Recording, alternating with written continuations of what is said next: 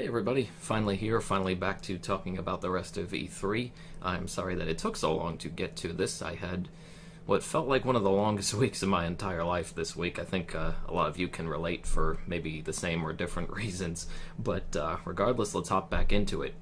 So one of the first things I realized, and I'm surprised no one else pointed out to me, is that in my day one video, I forgot to talk about Devolver Digital. How could you forget to remind me about Devolver Digital? Shame on you, shame on me, shame on your cow, shame on everyone. In order to fully appreciate all of the self-aware humor that they present in this show, it's very important to have seen the previous one in 2017. You could still look it up online if you get the chance. They've actually got a bit of a continuing narrative going, and it's been pretty interesting and kind of funny to watch over time now. On top of all the lunacy, they even created their own currency called Lootbox Coin. Funny thing is, it actually is a real thing that you can buy that fluctuates in value, and nobody knows what it's based on. They were not lying about that. It is literally what it is. The few games that they showed off actually were not half bad either.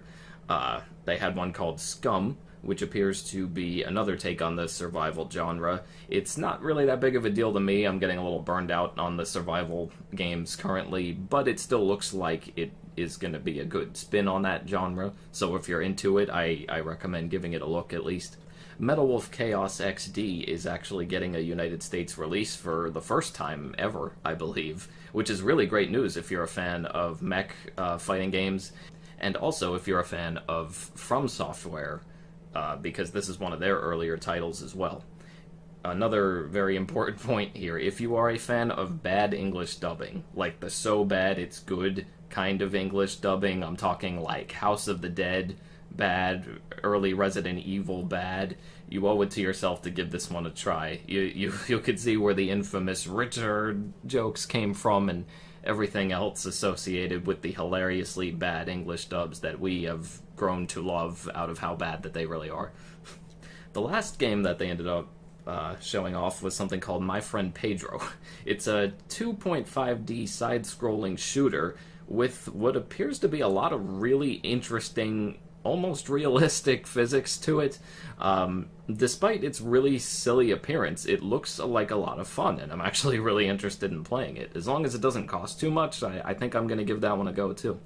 As we continue to get some of the same corporate dialogue spewed at us again and again throughout each of these conferences, it's actually kind of a breath of fresh air to see Devolver's presentation pretty much taking a dump on those very same speeches and concepts that we get every year. It's a nice change of pace to things, and something that I think helps, helps spread it all out better to the point where we don't get nauseous of it. Maria Zook, who plays Nina Struthers in these routines, absolutely hit it out of the park again, and she's becoming one of my favorite people in any E3 conference as of late. And if you see it for any other reason, just see it to see how nutty that she can really get with it. Thumbs up, again, all around. Great job, Devolver. I wish I could give the same thumbs up to this next group, but unfortunately we all know that there's just no way now. Square Enix had a heavily disappointing presentation, largely in part due to 3 or 2.5, if you want to be technical, of their games and trailers having already been shown at the Microsoft conference before. Who wants to rewatch the same scenes and trailers again just to get maybe a few new ones thrown in there? It's not a good concept. We were already off to a very, very bad start. Okay, something good. We did get to see more footage of the next Tomb Raider game. Like I said before, in the Microsoft conference, it was still looking great, and I really do intend to play it down the line, so still more thumbs up for good Tomb Raider games. Platinum is working on a new game called Babylon's Fall. If you've ever played Platinum's other recent titles, like Bayonetta, Vanquish, Nier Automata, then you'll know why I'm pretty excited to play this one as well. I mean, it's one of those rare moments where I will actually trust a game just because of the company behind it. This is one of those rare cases. Another game called The Quiet Man is coming. It appears to be a cinematic action type game starring a deaf protagonist. Could be cool. Too soon to say, but Maybe. I don't know. Other than that, there really wasn't much of anything new. Most people thought that the Kingdom Hearts 3 trailer, including myself at first, was the exact same one that was shown off at the Microsoft conference, but there actually were new bits sprinkled throughout it. But again, seriously, I had to do a double take because I almost didn't notice anything new in it. It was that poorly put together. It was nice to get an official release date for Octopath Traveler, though, and Dragon Quest 11 also got a nice trailer, so don't think I forgot about those. But of course, the elephant in the room is that we got no new information about the Final Fantasy VII Remake. In recent news, you probably heard that Square Enix recently dropped all of CyberConnect 2's assets and work on the game, and just started over from scratch. This naturally petrified everyone, and an announcement of any kind at this point would be welcome, but we didn't get it. So we're all just sitting here going, what's happening? Is it still going on? Where are we with this? Nothing yet. I was kind of hoping that Sony would be the bearer of good news and that we were just waiting to hear it at that. Unfortunately, that spoilers would prove not to be true. So, again, sigh. Major, major sigh. I'm sorry, I honestly think that Square takes the cake for worst this year. It's the only one I'd probably put under EA, because at least EA's was an actual presentation with actual new things in it, unlike this, which was just fluff. It's a lot of fluff. It's like a Nintendo Direct, but way, way worse. Like, Nintendo Directs at least give you fun things that you weren't expecting to look forward to. This does not. This wasn't doing it. What the hell, Square? What the hell? And now we're up to Ubisoft. As expected, because they seem hell-bent on doing this every year now, they started off with yet another musical opening for Just Dance 2019. Yes, it was delightfully terrible. The instrumentalists did well. Yes, the game will still sell well regardless of this. That's about it. Right after this, we got another great trailer for Beyond Good and Evil 2. This one actually got me even more excited than the last one did, seeing Jade finally appear at the end. What is her role going to be in this? Wow, we don't even know, but it's exciting to find out. Lots and lots of hype. And we also got to see some new pre-alpha gameplay footage, which is nice. It looks good enough so far. Not much to go by yet, but you know, they're showing us something at least, unlike a certain other company that I just talked about. Suddenly, Joseph Gordon-Levitt, yes, seriously, came out of nowhere to explain a program and site called Hit Record, which will allow users to contribute art, music, and other assets over into Beyond Good and Evil 2. There are understandably some mixed reactions to this from people, because it wasn't really clear at first whether people would be getting paid for their contributions, how these things would be selected, or it was all just really vague. There wasn't much to go by yet. While the Hit Record website now does claim that they will pay for the contributions that they accept, the whole thing still seems really odd and iffy. It didn't ruin my hype for the game itself, of course, but I could see why people are skeptical about that feature. It seems really strange, and I hope that they can explain it better before it continues to rub more people the wrong way. Also, hearing Gabrielle Schragner shout, "We nailed it!" after forgetting to turn off her mic at the end of the Beyond Good and Evil 2 presentation was 1000% adorable, and I want to see more genuine reactions like that from people instead of your usual, droning stage stuff. That was nice to see. More of that, please. I don't care if it was an accident. Make it happen. Trials is back with Trials Rising. Was the last one not frustrating enough for you people? Well, have at it.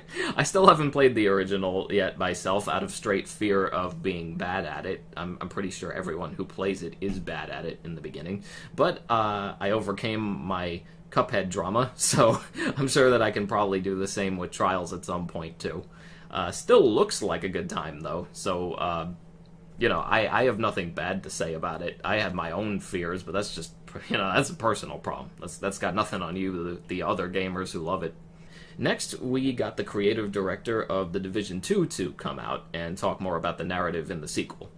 They also mentioned things like raids and some free DLC incoming. Cool, cool, cool. Like I said when talking about Division 2 during the other press conference, it does seem like the developers are doing a pretty good job of at least listening to their fans and trying to give them more content the way that they, that the fans actually want it given to them. So kudos to them for actually listening.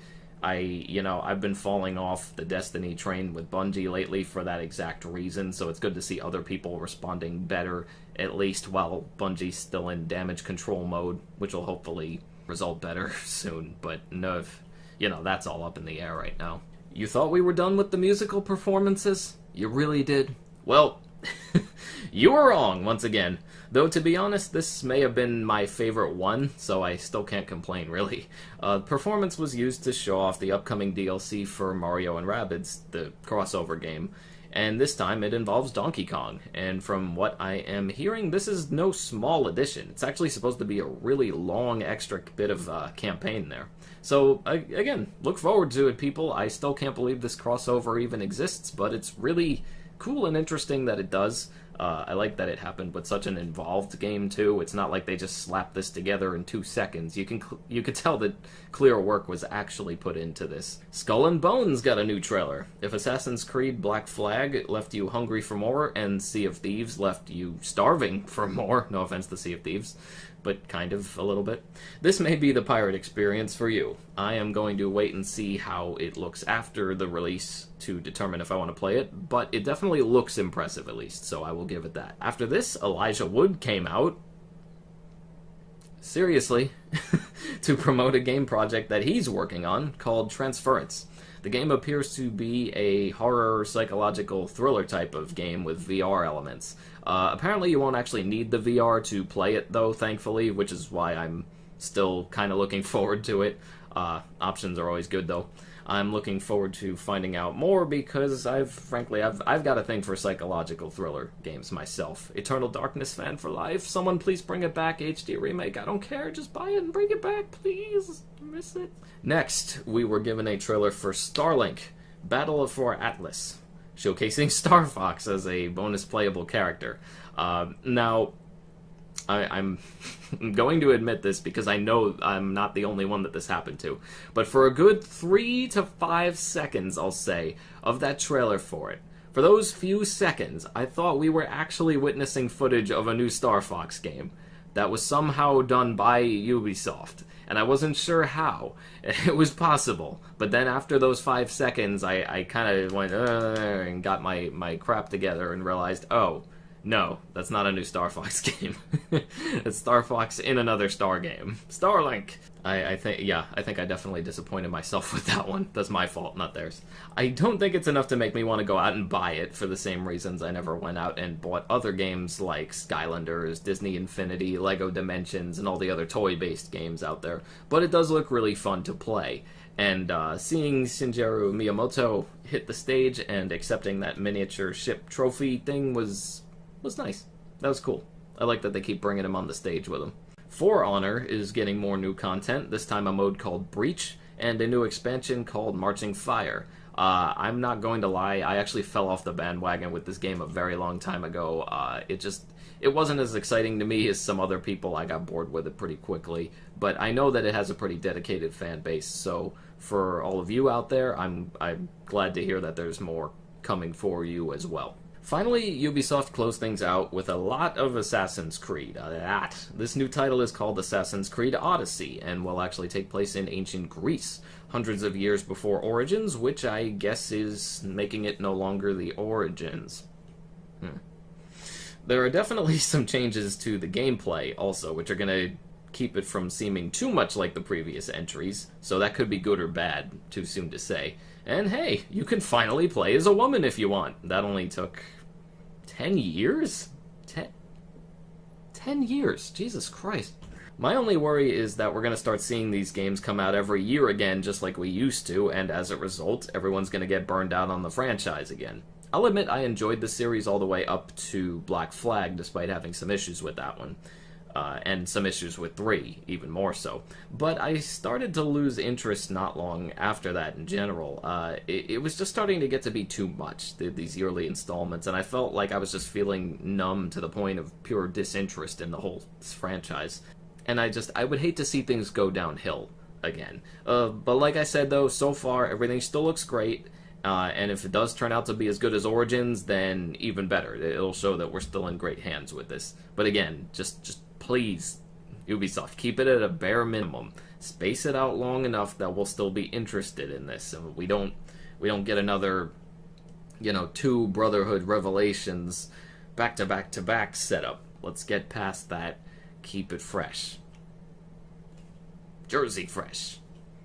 Because I live in New Jersey. Anyway. Oh, and let's not even talk about the different number of collector's editions that are coming out for this game. Oh my god. Seriously, don't even get me started. It is so beyond absurd. Listen to, if you want to actually hear about all the different ones and hilarious commentary on it, go to a channel like Jim Sterling. He does a pretty good job pointing out how ridiculous that all is. Overall, though, I really enjoyed Ubisoft's conference. I felt like they managed to tap into their player base far better than groups like EA. And out of the conferences reviewed so far, I think I'd actually put them right up there with Microsoft, as long as we can forget about the Just Dance thing. My god, I can't forget it. It was so bad. Although there's not much to say here, I still wanted to give a shout out to Limited Run Games for doing a presentation on the same day. For those who don't know, Limited Run Games is a company that makes limited edition physical copies of games that were previously only available through digital. Through the course of following them, I admit I have bought physical copies of Fury, Asterbreed, the 2 Shantae games, as well as collector's editions of Darius Burst CS and Night Trap, and the remake of Wonder Boy: The Dragon's Trap, all for PS4 in this case. As for E3, they did a very low budget and intentionally very hilarious showcase using a fake large audience, fake cheer sounds, MIDI music for the background so that there was no copyright infringements. They also announced some upcoming titles that'll be getting regular physical and collector's editions. They previously focused on PS4 and Vita games up until now, with some PC here and there, but now they've been adding Nintendo Switch titles to their library, which has been really exciting for people, myself included. The most exciting reveal of the show, in my personal opinion, was of course the last reveal, Salted Sanctuary. For those who don't know, Salted Sanctuary is basically, and before you say this, I know it's really annoying to compare anything to Dark Souls. I know, we are all sick of doing it. It is the worst comparison that video game journalists have been making for the past 5 years at least. But this one actually was designed to feel like a 2.5D Dark Souls. That was its actual purpose. Its controls, its mannerisms, its health bars and stamina bars and boss health bars, all of that was designed to look that exact same style. And that's the way that you actually should think of this one. It's one of those rare moments where I'm actually going to say it's like Dark Souls and then actually mean it. And at the end of their show, the whole group actually got together to do a quick Q&A with the fans who were watching the live stream. That was cool. I wish that we could see more companies do something that personal, though I know it has to do with the fact that they're small to begin with, but it was a very, very nice touch. And again, kudos on them for even putting out a show like this, for having enough content to put in a show like this, and I look forward to trying to jump in there and get my pre-orders in of games like those in the future. But the day wasn't over yet. Not until Sony got their presentation in. How'd they do? This is going to be one of the strangest ones to talk about, so bear with me. So, the show started with the audience in a special room, designed around a specific scene in The Last of Us 2. When we got there, we started with footage of the game's composer, Gustavo, playing the banjo to introduce the next bit of footage. Okay, cool. More music, that's fine. And wow, was this new footage a doozy. If you thought for a second that this game was going to be less heavy and emotional than the first one, then you were fooling yourself. What were you even thinking? The scene starts off with Ellie, who is now clearly getting much older now, with friends at a gathering. She has a really intimate moment with her girlfriend, proceeds to kiss her, and then the scene immediately flips to Ellie sneaking around and fighting for her life in one of the most intense, violent, and brutal things I think I've ever seen in all of gaming in general, and I don't say that lightly. This is where Naughty Dog showed off what we are at least led to believe was real gameplay footage. Hard to say whether it really was or not, but just because it's Naughty Dog, it wouldn't even surprise me if it was, because they tend to make footage that just looks that pretty sometimes. You've all seen Uncharted 4 by this point, so you know what I'm talking about. And when the scene ended, I'm gonna say finally because it was so intense, we flipped back to Ellie again, still in mid-kiss from the earlier scene. Wow. Just wow. I need to actually stop just to talk about this further. For starters, was it me, or was that single-handedly the most realistically rendered kiss in all of gaming history right there?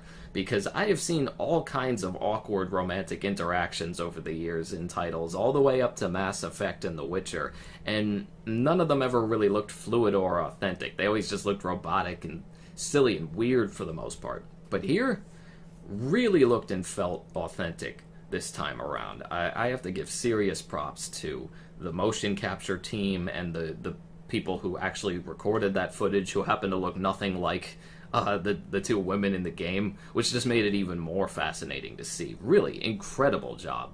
But that immediate flip into the gritty territory, just wow, again. Oof.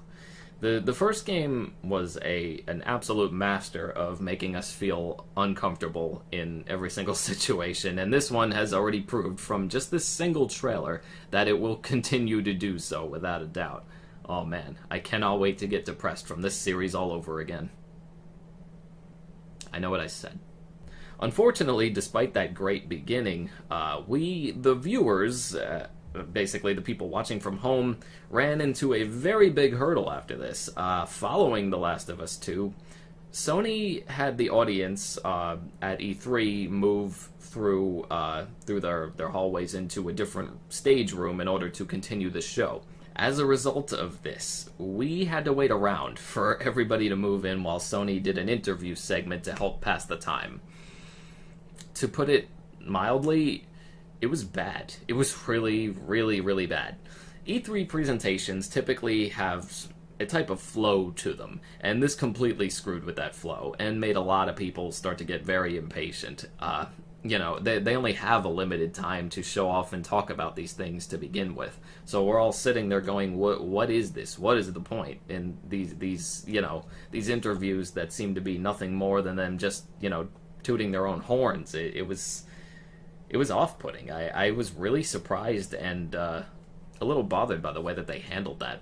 Despite that, I will say it was at least smoother sailing from there. So next up, we got a surprisingly awesome performance with an instrument called a shakuhachi, which I hope is the right way to pronounce that, to lead us into the next game, which is called Ghosts of Tsushima.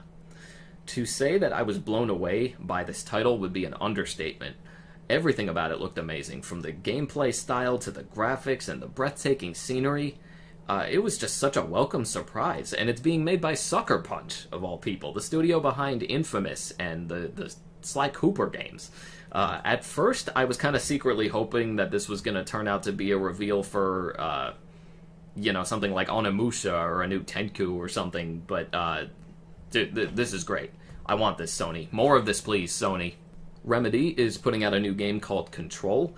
I would not have been so interested in this one until I remembered that it is being made by the people who did Max Payne and Alan Wake. So now I'm actually kind of required to check it out.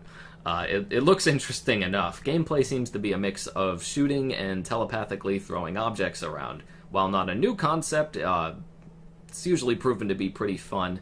And again, I think we can trust that the story is definitely going to be interesting and dark in the good way. So hopefully that'll turn out nice. Show me what you got, Remedy.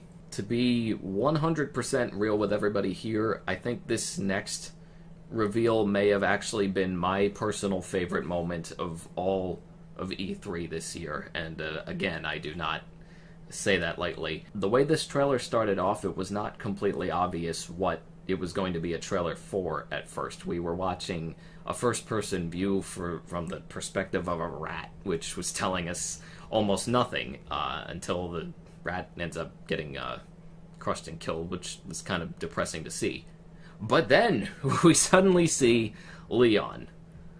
And once they focused in and showed him, oh man, yes, the remake of Resident Evil 2 is real. It is happening. Not only that, but they're remaking it from the ground up, even incorporating the control schemes that we saw in Resident Evils 4, 5, 6, Revelations, etc., etc. I feel like I question if Capcom has been secretly listening in on my conversations for this whole time, because I used to say this. Specifically, I used to say that if they could remake Resident Evil 2, but with the control scheme of something like 4, with new graphics and, putting it in from a 3D perspective, that it would probably be the greatest Resident Evil of all time. Now it seems they're actually doing exactly that, so I hope that I'm proven right on that, and I really... I can't get over the fact that this exists in this way. This is everything I've ever wanted in a Resident Evil title. Just wow, wow, wow, wow, wow, wow, wow. I could not be more stoked for this. Next, it felt like Sony heard us groaning about the Square Enix presentation barely showing any new Kingdom Hearts 3 footage, and proceeded to do exactly that. We have more Pirates of the Caribbean world to look forward to, as well as real ship combat. Wow. Eat your heart out, Assassin's Creed 4 Black Flag. You could tell it had to be an inspiration here, as well as it was on that Skull and Bones game. Kudos, kudos, kudos. Cannot wait to play it. And next we got to see another biggie in action, Death Stranding. If possible, I think it actually makes even less sense than it did before. Is that possible? I guess so, because I think that's how I came out of this, and somehow I'm still more excited for this than ever, and I can't even explain why to you, because I can't even explain what the hell I just witnessed. Does that make any sense? No? Well, neither does this game yet, so I guess that's fair. I'm not sure if what we saw was supposed to be considered gameplay footage or not. That's tough to tell. It looked like some of the movement may have been running on the Fox engine, but that could all just be pre-rendered stuff. We have no clue, so that's still up in the air. But needless to say, though, I'm still very interested. I'll very likely be playing it on day one, just because I'm a nerd for Hideo Kojima like that. I have faith that he will make this something interesting and unique, and not just like, World War II shooter number 5842. Did you think that we were done with samurai games? Well, once again, you were wrong. We got a big surprise reveal for Nioh 2, which is now also in the works. I still have to go back and finish the first one, but I've been enjoying my time with it a lot so far. I wouldn't put it above the Demon Souls, Dark Souls, and Bloodborns of the world, but I still think that it's well worth playing, and I'm really happy to see that there's going to be more coming. So that makes 3 samurai games now. Wow. 2019, the year of the samurai. Alright, let's do this.